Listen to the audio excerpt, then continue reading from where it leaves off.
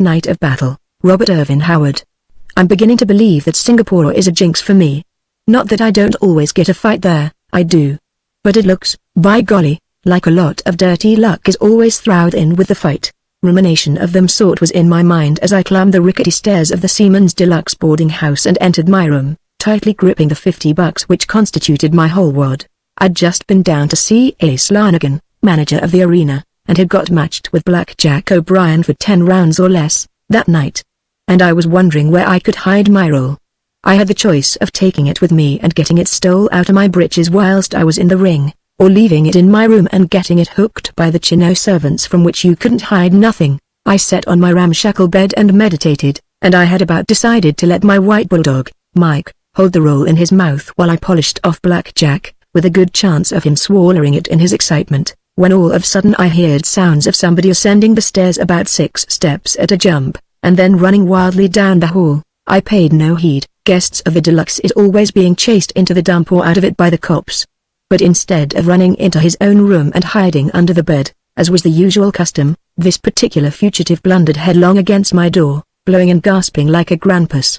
Much to my annoyance, the door was knocked violently open, and a disheveled shape fell all over the floor. I rose with dignity. "What kind of a game is this?" I asked, with my instinctive courtesy. "Will you get out of my room or will I throw you out on your ear?" "Hide me, Steve." The shape gasped. "Shut the door." "Hide me." "Give me a gun." "Call the cops." "Lay me under the bed."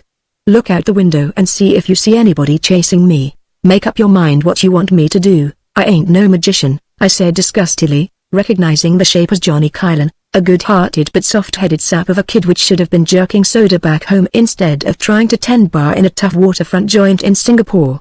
Just one of them fool kids which is trying to see the world. He grabbed me with hands that shook, and I seen the sweat standing out on his face. "You got to help me, Steve," he babbled.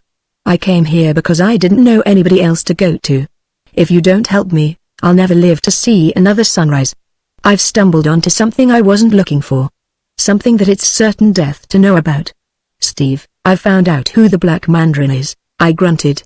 "This is serious. You mean you know who it is that's been committing all these robberies and murders, dressed up in a mask and chino clothes?" "The same," he exclaimed, trembling and sweating. "The worst criminal in the Orient. Then why in heck don't you go to the police?" I demanded. He shook like he had acres. "I don't dare. I'd never live to get to the police station. They're watching for me. It isn't one man who's been doing all these crimes, it's a criminal organization.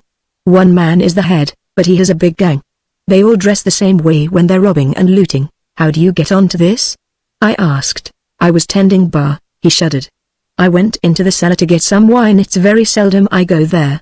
By pure chance, I came onto a group of them plotting over a table by a candlelight. I recognized them and heard them talking. The fellow who owns the saloon where I work is one of them, and I never had an inkling he was a crook. I was behind a stack of wine kegs, and listened till I got panicky and made the break. Then they saw me.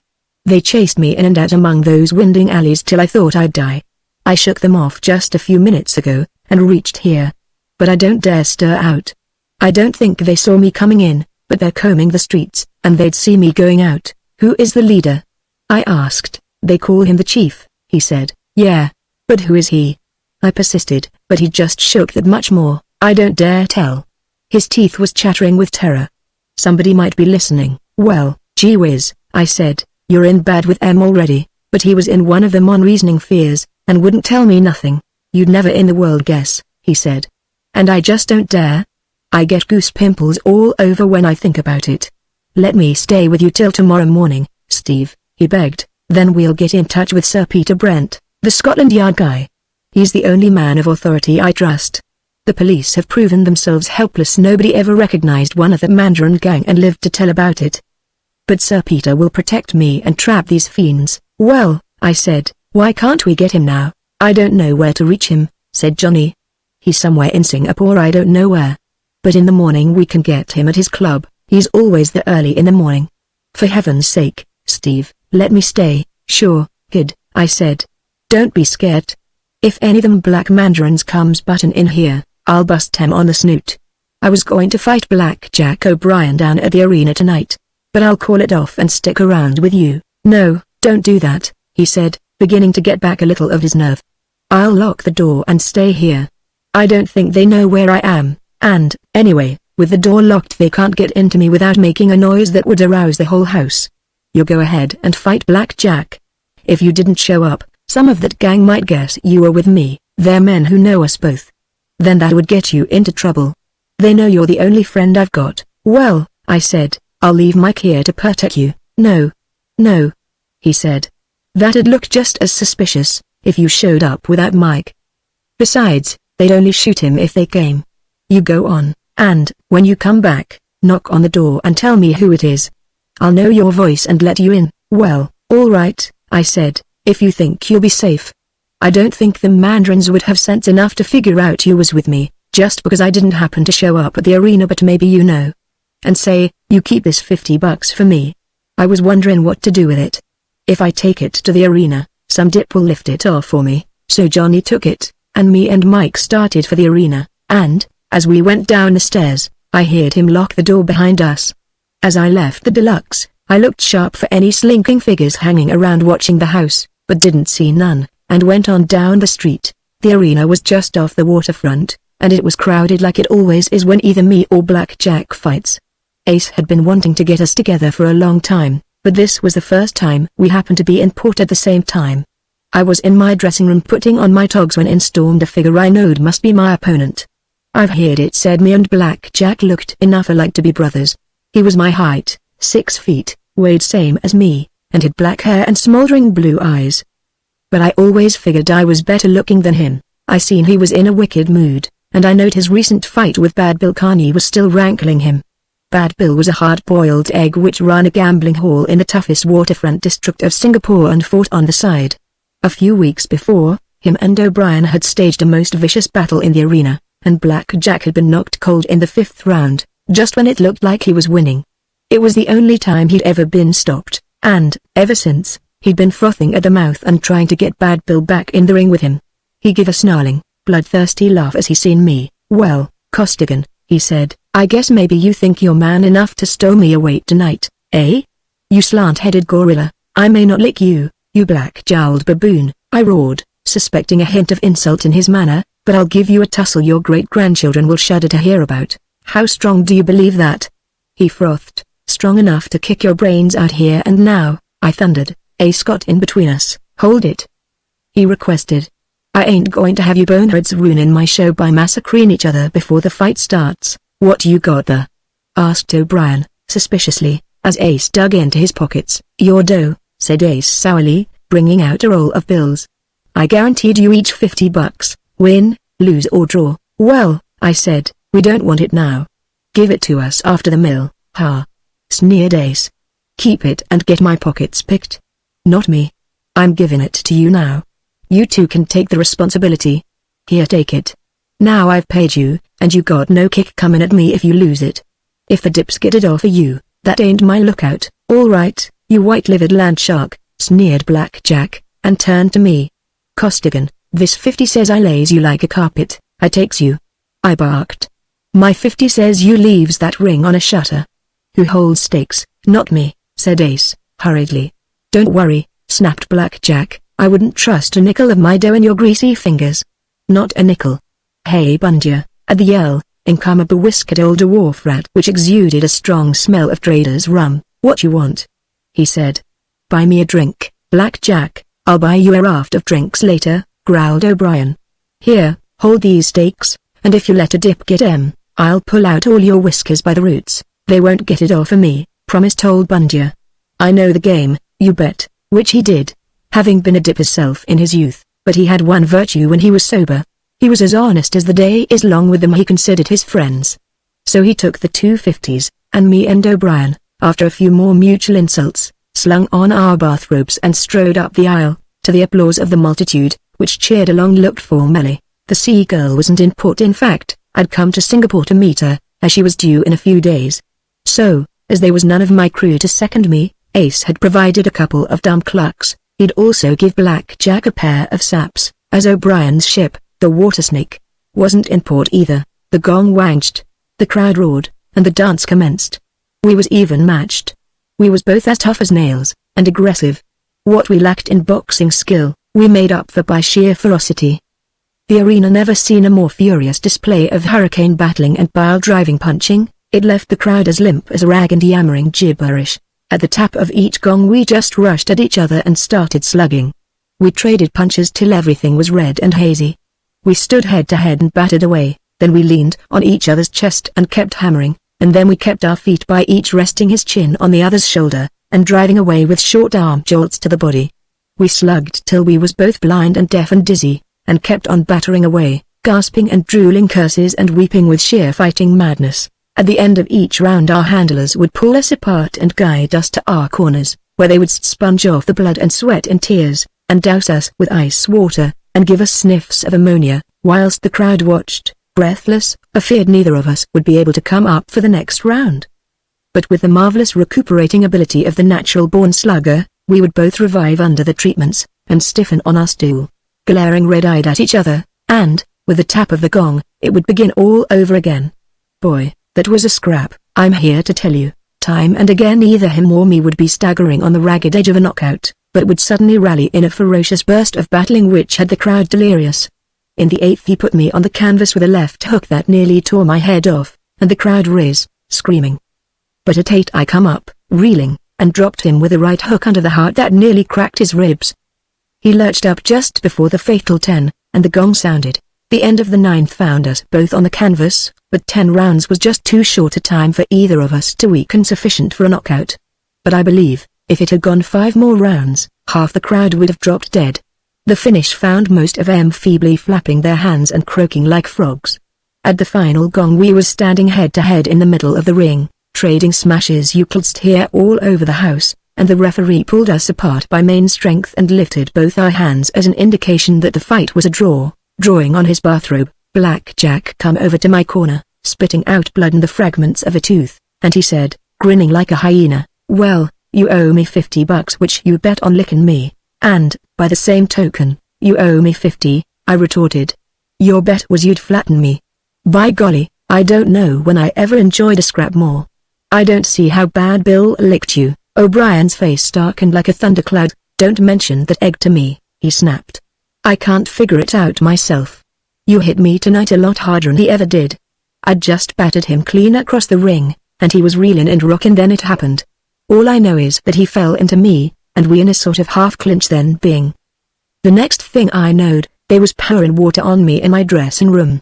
They said he socked me on the jaw as we broke, but I never seen the punch or felt it. Well, I said, forget it. Let's get our dough from old Bunger and go get a drink. Then I gotta go back to my room. What you turning in so soon for? He scowled. The night's young. Let's see if we can't shake up some fun. There's a couple of tough bouncers down at Yotelau's I've been laying off to lick a long time. No, I said, I got business at the Deluxe. But we'll have a drink, first. So we looked around for Bunger, and he wasn't nowhere to be seen. We went back to our dressing rooms, and he wasn't there either. Now, where is the old mutt? Inquired Black Jack, fretfully. Here's us famishing with thirst. And that old dwarf rat, if you mean old Bunger, said a lounger, I seen him scoot along about the 5th round. Say, I said, as a sudden suspicion struck me, was he drunk? If he was, I couldn't tell it, said Black Jack. Well, I said, I thought he smelt of liquor. He always smells of liquor, answered O'Brien, impatiently. I defies any man to always know whether the old soak's drunk or sober. He don't act no different when he's full. Except you can't trust him with dough. Well, I growled, he's gone, and luckily he's blowed in all our money already. Come on, let's go hunt for him. So we donned our street clothes, and went forth. Our mutual battering hadn't affected our remarkable vitalities none, though we both had black eyes and plenteous cuts and bruises. We went down the street and glanced in the dives, but we didn't see Bunger, and pretty soon we was in the vicinity of the Deluxe. Come on up to my room, I said. I got $50 there. We'll get it and buy us a drink. And listen, Johnny Kylan's up there, but you keep your trap shut about it, see? Okay, he said. If Johnny's in a jam, I ain't the man to blab on him. He ain't got no sense, but he's a good kid. So we went up to my room. Everybody in the house was either asleep or had gone out someplace.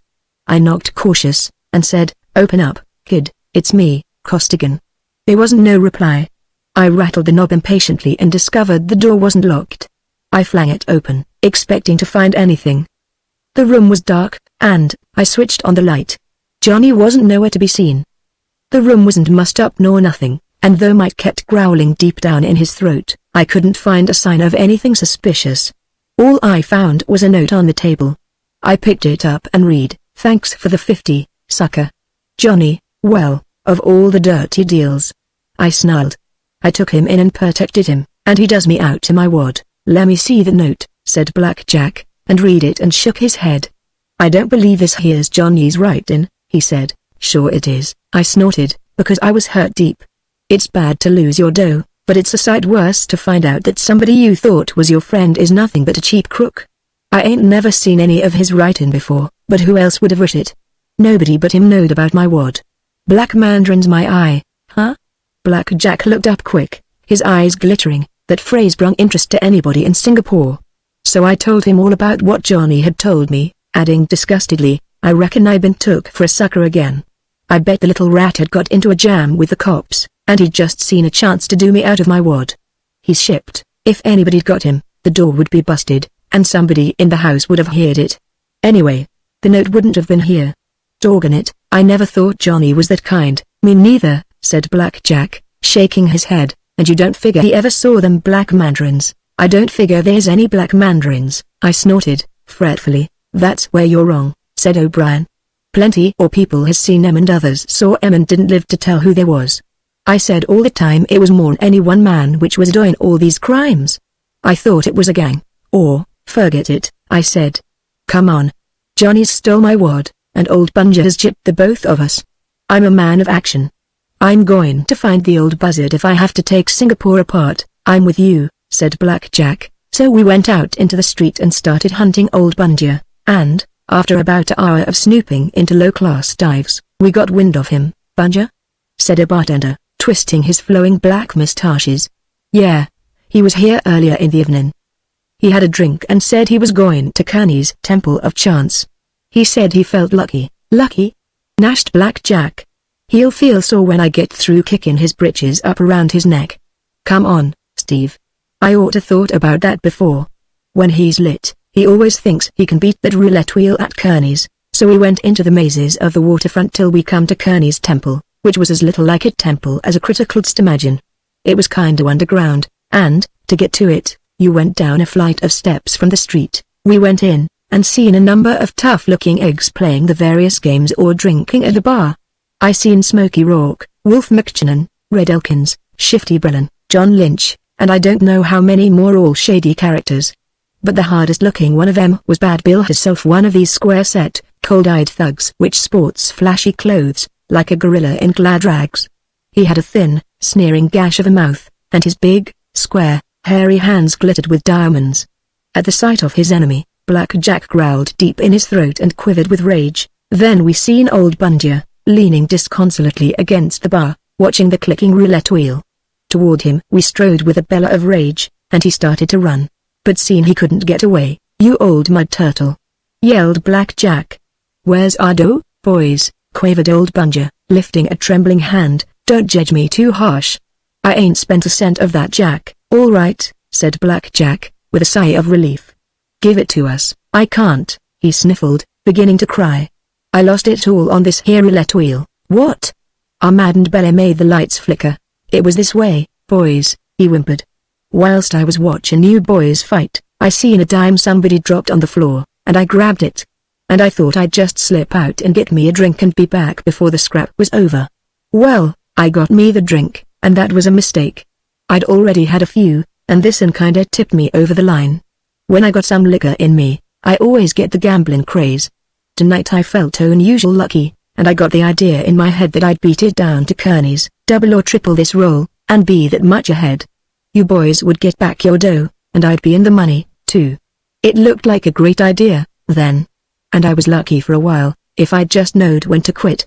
Once I was $145 ahead, but the tide turned, and, before I knowed it, I was cleaned, dash blank the blank dash," said Blackjack, appropriately. "This here's a sweet lay. I oughta kick you in the pants, you white-whiskered old mutt." "Or," I said, "I wouldn't care, only that was all the dough I had, except my lucky $half. "That's me," snarled O'Brien. "Only I ain't got no $half," About this time up barged Bad Bill. "What's up, boys?" he said, with a wink at the loafers. "You know what's up, you louse," snarled Black Jack. "This old fool has just lost $100 on your crooked roulette game." "Well," sneered Bad Bill, "that ain't no skin off of your nose, is it?" "That was our money," howled Black Jack. "And you gotta give it back." Kearney laughed in his face. He took out a roll of bills and fluttered the edges with his thumb. "Here's the dough he lost," said Kearney. "Maybe it was yours, but it's mine now. What I wins, I keeps on as somebody's man enough to take it away from me, and I ain't never met anybody which was. And what you going to do about it?" Black Jack was so mad he just strangled, and his eyes stood out. I said, losing my temper, "I'll tell you what we're going to do, Kearney, since you want to be tough. I'm going to knock you stiff and take that wad off of your senseless carcass." "You are, hey?" he roared, bloodthirstily. "Lemme see you try it, you black-headed sea rat. Want to fight, eh? All right. Lemme see how much man you are. Here's the wad. If you can lick me, you can have it back. I won it fair and square. But I'm a sport. You come around here crying for your money back, all right, we'll see if you're man enough to fight for it." I growled deep and low, and lunged, but Black Jack grabbed me. "Wait a minute," he yelped. "Half the dough's mine. I got just as much right to sock this polecat as you has, and you know it." "Hey. Hey," sneered Kearney, jerking off his coat and shirt. "Settle it between yourselves. If either one of you can lick me, the dough's yours. Ain't that fair, boys?" All the assembled thugs applauded profanely. I seen at a glance they was all his men except old Bundia, which didn't count either way. "It's my right to fight this guy," argued Black Jack. "We'll flip a coin," I decided, bringing out my lucky $50. I'll take heads," busted in Black Jack, impatiently. "I said it first," I replied annoyedly. "I didn't hear you," he said. "Well, I did," I answered pettishly. "You'll take tails." "All right, I'll take tails," he snorted in disgust.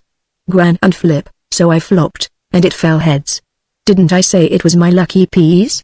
I crowed jubilantly, putting the coin back in my pocket and tearing off my shirt, whilst Black Jack ground his teeth and cussed his luck something terrible. "Before I knock your brains out," said Kearney, "you got to dispose of that bench-legged cannibal." "If you mean Mike, you foul-mouthed skunk," I said. "Black Jack can hold him, and let go of him so he can tear my throat out just as I got you licked," sneered Kearney.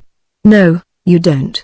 Take this piece of rope and tie him up, or the scraps off." So, with a few scathing remarks which apparently got under even Bad Bill's thick hide, to judge from his profanity, I tied one end of the rope to Mike's collar and the other end to the leg of a heavy gambling table. Meanwhile, the onlookers had cleared away a space between the table and the back wall, which was covered by a matting of woven grass. To all appearances, the back wall was solid, but I thought they must be a lot of rats burrowing in there, because every now and then I heard a kind of noise like something moving and thumping around. Well, me and Kearney approached each other in the gleam of the gaslights.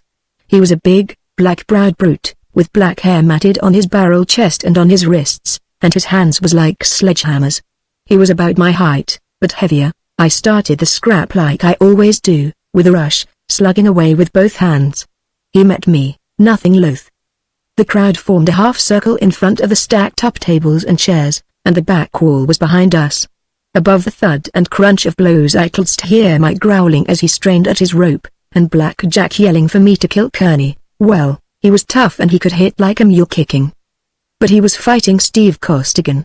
There, under the gaslights, with the mob yelling, and my bare fists crunching on flesh and bone, I was plumb in my element.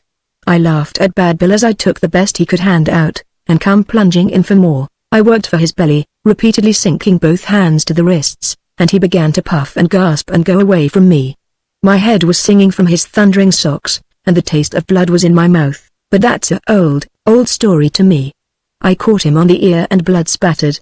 Like a flash, up come his heavy boot for my groin, but I twisted aside and caught him with a terrible right hand run to the heart.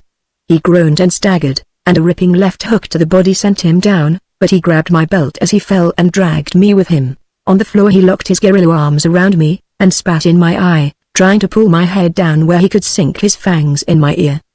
But my neck was like iron, and I pulled back, fighting mad, and, getting a hand free, smashed it savagely 3 times into his face. With a groan, he went slack. And just then a heavy boot crashed into my back, pretty near paralyzing me. and knocking me clear of Kearney. It was John Lynch which had kicked me, and even as I snarled up at him, trying to get up, I heard Black Jack roar, and I heard the crash of his iron fist under Lynch's jaw, and the dirty egg dropped amongst the stacked-up tables and lay like an empty sack. The thugs surged forward with a menacing rumble, but Black Jack turned on 'em like a maddened tiger, his teeth gleaming in a snarl, his eyes blazing, and they hesitated. And then I climbed on my feet, the effects of that foul lick passing. Kearney was slavering and cursing and trying to get up, and I grabbed him by his hair and dragged him up. "Stand on your 2 feet and fight like as if you was a man," I snarled disgustedly, and he lunged at me sudden and unexpected, trying to knee me in the groin. He fell into me, and, as I pulled out of a half-clinch, I heard Black Jack yell suddenly, "Look out, Steve." That's the way he got me, and simultaneous I felt Kearney's hand at the side of my neck. Instinctively, I jerked back, and as I did, Kearney's thumb pressed cunning and savage into my neck just below the ear. Jiu-jitsu. Mighty few white men know the trick, the Japanese death touch, they call it. If I hadn't been going away from it, so he didn't hit the exact nerve he was looking for, I'd have been temporarily paralyzed. As it was, my heavy neck muscles saved me, though for a flashing instant I staggered, as a wave of blindness and agony went all over me. Kearney yelled like a wild beast, and come for me. But I straightened and met him with a left hook that ripped his lip open from the corner of his mouth to his chin, and sent him reeling backward. And, clean maddened by the dirty trick he had tried on me, I throwed every ounce of my beef into a thundering right swing that dagged him square on the jaw. It was just a longshoreman's haymaker with my whole frame behind it, and it lifted him clean off of his feet and catapulted him bodily against the back wall. Crash. The matting tore, the wood behind it splintered, and Kearney's senseless form smashed right on through. The force of my swing throwed me headlong after Kearney, and I landed with my head and forearms through the hole he'd made. The back wall wasn't solid. There was a secret room beyond it. I seen Kearney lying in that room with his feet projecting through the busted partition, and beyond I seen another figure bound and gagged and lying on the floor. "Johnny!" I yelled, scrambling up, and behind me rose a deep, ominous roar. Black Jack yelled, "Look out, Steve!" And a bottle whizzed past my ear and crashed against the wall. Simultaneous come the thud of a sock and the fall of a body, as Black Jack went into action, and I wheeled as Kearney's thugs come surging in on me. Black Jack was slugging right and left, and men were toppling like 10 pins, but there was a whole room full of them. I saw old Bunger scooting for the exit, and I heard Mike roaring, lunging against his rope. I caught the first thug with a smash that near broke his neck, and then they swarmed all over me, and I cracked Red Elkin's ribs with my knee as we went to the floor. I heard Black Jack roaring and battling, and I shook off my attackers and Riz, fracturing Shifty Brilland's skull, and me and Black Jack stiffened them deluded mutts till we was treading on a carpet of senseless yeggs, but still they come, with bottles and knives and chair legs, till we was both streaming blood. Black Jack had just been felled with a table leg, and half a dozen of them was stomping on my prostrate form, whilst I was engaged in gouging and strangling 3 or 4 I had under me, when Mike's rope broke under repeated gnawings and lunges. I heard him bellow, and I heard a yip as Mike's iron fangs met in his meat. The clump on me bust apart, and I lurched up, roaring like a bull and shaking the blood in a shower from my head. Black Jack come up with a table leg he'd been floored with, and he hit Smokey Rourke so hard they had to use a palmeter to bring Smokey to. The battered mob staggered dizzily back, and scattered as Mike plunged and raged amongst them. Spang. Wolf McKinnon had broke away from the melee and was risking killing some of his mates to bring us down. They ran for cover, screeching.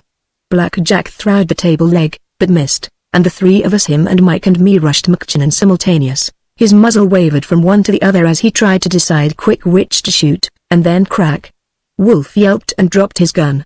He staggered back against the wall, grabbing his wrist, from which blood was spurting. The yeggs stopped short in their headlong fight for the exit, and me and Black Jack wheeled. A dozen policemen was on the stairs with drawed guns, and one of them guns was smoking. The thugs backed against the wall, their hands up, and I ran into the secret room and untied Johnny Kylan. All he could say was, "Glug you glug." For a minute, being nearly choked with fear and excitement and the gag. But I hammered him on the back, and he said, "They got me, Steve." They sneaked into the hall and knocked on the door. When I stooped to look through the keyhole, as they figured I'd do it, it's a natural move, they blew some stuff in my face that knocked me clean out for a few minutes. While I was lying helpless, they unlocked the door with a skeleton key and came in. I was coming to myself, then, but they had guns on me and I didn't dare yell for help. They searched me, and I begged them to leave your $50 on the table because I knew it was all the money you had, but they took it, and wrote a note to make it look like I'd skipped out with the money. Then they blew some more powder in my face, and the next thing I knew I was in a car, being carried here. They were going to finish me before daylight. I heard the chief mandarin say so. And who's he? We demanded. I don't mind telling you now, said Johnny, looking at the eggs which was being watched by the cops, and at Bad Bill, who was just beginning to come down on the floor. The chief of the mandarins is Bad Bill Kearney. He was a racketeer in the States, and he's been working the same here. An officer broke in. You mean this man is the infamous Black Mandarin? You're darn tootin', said Johnny, and I can prove it in the courts. Well, them cops pounced on the dizzy Kearney like gulls on a fish, and in no time him and his gang, such as was conscious, was decorated with steel bracelets.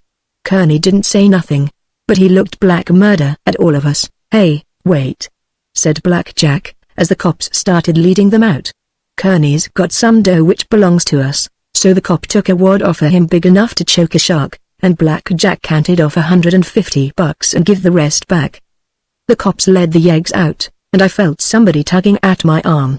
It was old Bunja. Well, boys, he quavered, don't you think I've squared things? As soon as the rouse started, I ran up into the street screaming and yelling till all the cops within hearing come on the run. You've done yourself proud, Bunja, I said.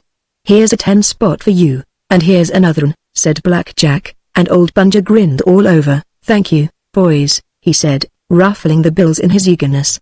I gotta go now, there's a roulette wheel down at Spike's I got a hunch I can beat. Let's all get out of here, I grunted, and we emerged into the street and gazed at the street lamps, yellow and smoky in the growing daylight. Boy, oh, boy, said Johnny.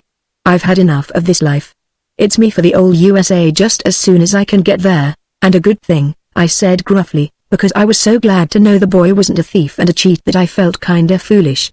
Snappy kids like you got no business away from home. Well, said Black Jack, let's go get that drink, or, heck, I said, disgustedly, as I shoved my money back in my pants. I lost my good luck $50 in the melee. Maybe this is it, said Johnny, holding it out. I picked it up off the floor as we were coming out. Gimme it, I said, hurriedly, but Black Jack grabbed it with a startled oath. Good luck, peas? He yelled. Now I see why you were so insistent on tucking heads. This here blame $50 is a trick coin, and it's got heads on both sides. Why, I hadn't a chance. Steve Costigan, you did me out of a fight, and I resents it. You got to fight me. All right, I said. We'll fight again tonight at Ace's Arena. And now let's go get the drink. Good heavens, said Johnny, it's nearly sunup. If you fellows are going to fight again tonight, hadn't you better get some rest? And some of those cuts you both got need bandaging. He's right, Steve, said Black Jack.